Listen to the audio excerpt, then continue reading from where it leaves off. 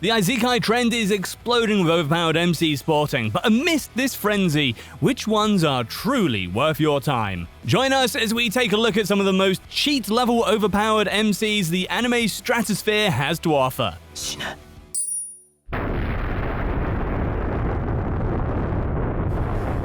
Number 6, so I'm a spider, so what?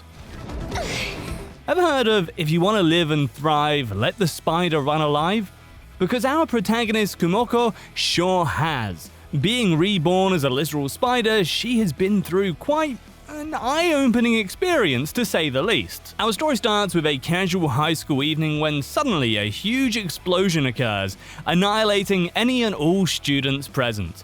They are all then seen to reincarnate into a different world, and Kumoko, being one of them, finds herself in the body of a spider the second she opens her eyes. Having what one would call one of the worst reincarnation experiences, she's no stranger to struggle. However, the buff she experiences from being a monster inside an extremely difficult labyrinth is absolutely ridiculous. This girl is the definition of defying all odds and proving her worth.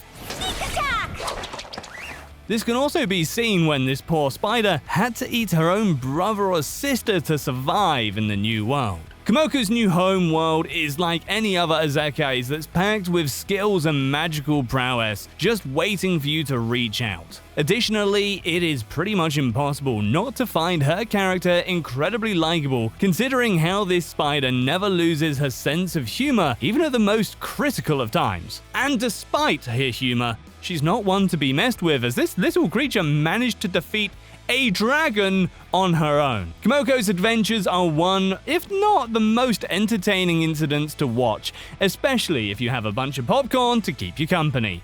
They sure make it worth your time.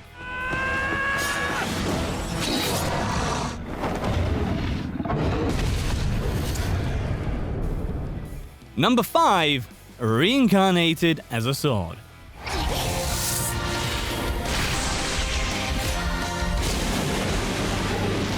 Yes, we went from reincarnated as a spider to now a sword.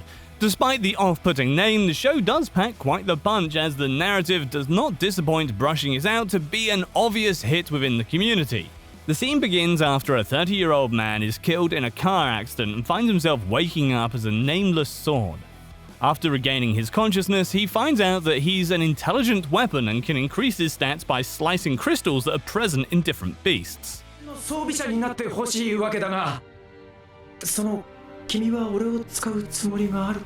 Later on, our nameless protagonist is met with a slave girl, and the two work surprisingly well together. He then frees her of her abusive master's control by, killing him, and the two agree to join forces. That's when she introduces herself as a demi-human with an ambition to be the first of her kind to evolve, fulfilling her parents' dream.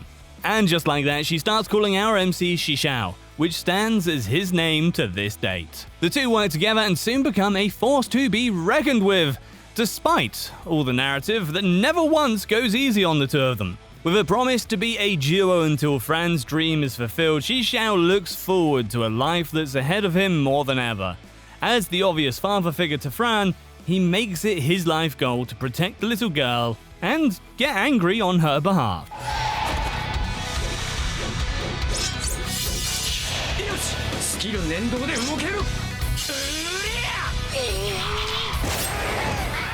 Number 4, the world's finest assassin gets reincarnated in another world as an aristocrat.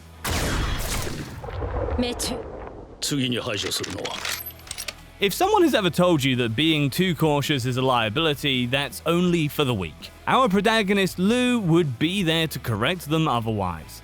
Being the embodiment of the term caution, in his previous life Lu was raised up as an assassin to always have his guard up no matter the situation. However, despite all the caution in the world, in the end he was assassinated when the people who brought him up believed that he had served his purpose. After his death, he's met with a goddess who reincarnates him into a world of magic on the condition that he'll kill its hero.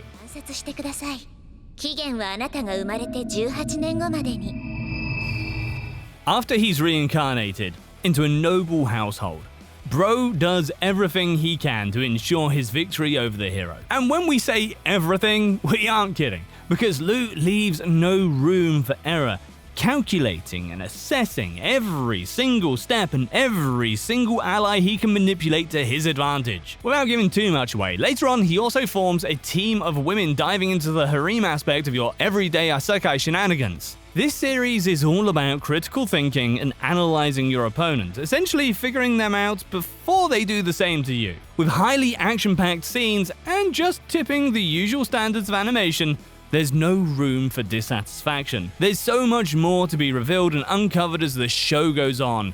It really is one of the best written isekai on the market.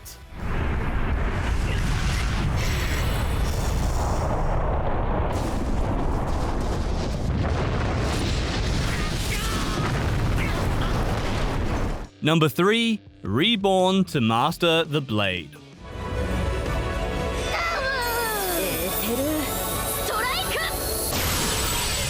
What would your final wish be if you were a dying king who has dedicated his entire life for the sake of his people? Certainly not to have a commoner's life, right? Well, rejecting that ideology, the hero king Inglis desires to finally live a life that's selfish and wishes to do what he couldn't as a king by being reborn to master the arts of the blade. The next second, he finds himself in the body of a little girl? ほら、高い高い。あなた、そんなに揺らしてはイングリスが怖がってしまいますよ。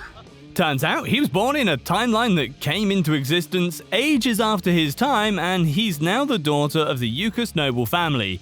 However, this didn't bother Inglis, as she was blessed with the ability to manipulate Aoife, giving her absolute control over everything. As the years passed, she grew up to withhold the ambition of becoming a squire for her cousin, Raffinai Bilful, simply because she was born without a crest, making her ineligible for the position of a knight. And thus, her adventure begins. Now, what's interesting about this anime is that even as a baby, Inglis had enough power to straight up obliterate a dragon. Imagine a baby version of her having so much power. An adult version is bound to be insanely powerful.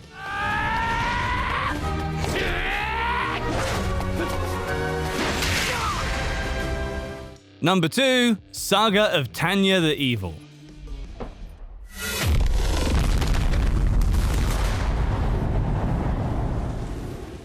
Would you believe in God even if he were to show himself chatting with you? Most people would, right? But our protagonist Tanya refuses to do so even when presented with all the proof she needs.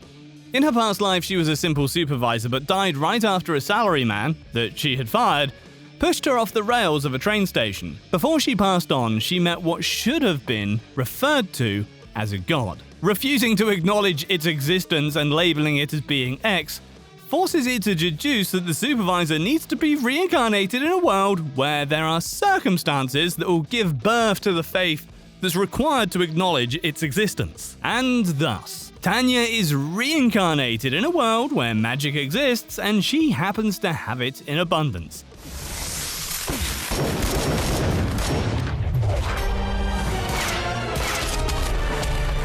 And that is how her saga is lit to a start, coupled with the inevitable encounters she will be shown having with Being X.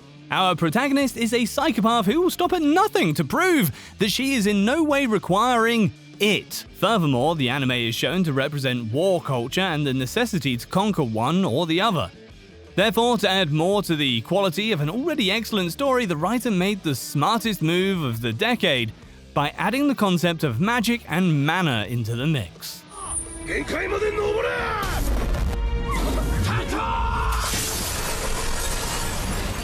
In at number 1, we have got Black Summoner.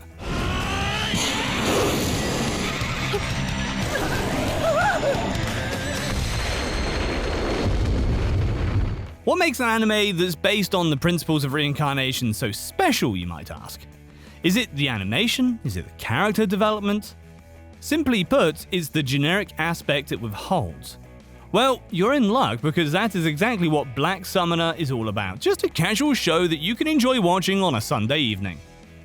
The narrative revolves around our main character, Kelvin, who had sacrificed his memories in pursuit of greater power after being accidentally in his actual world.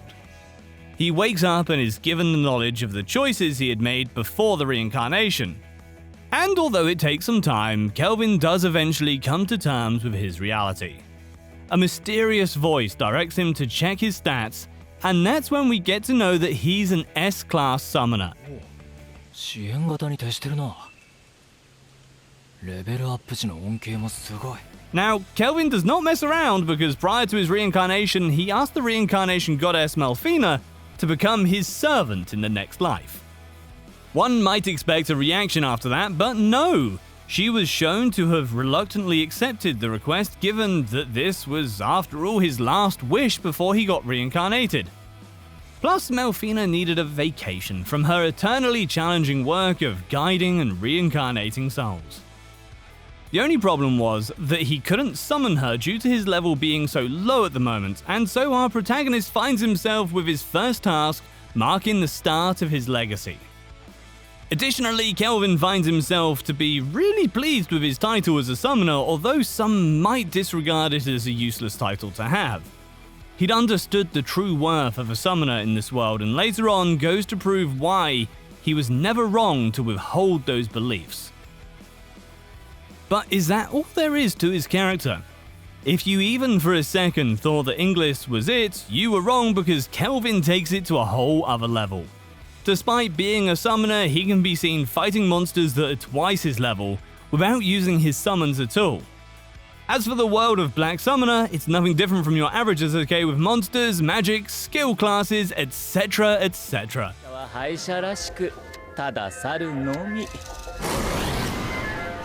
いずれまたお会いしましょう。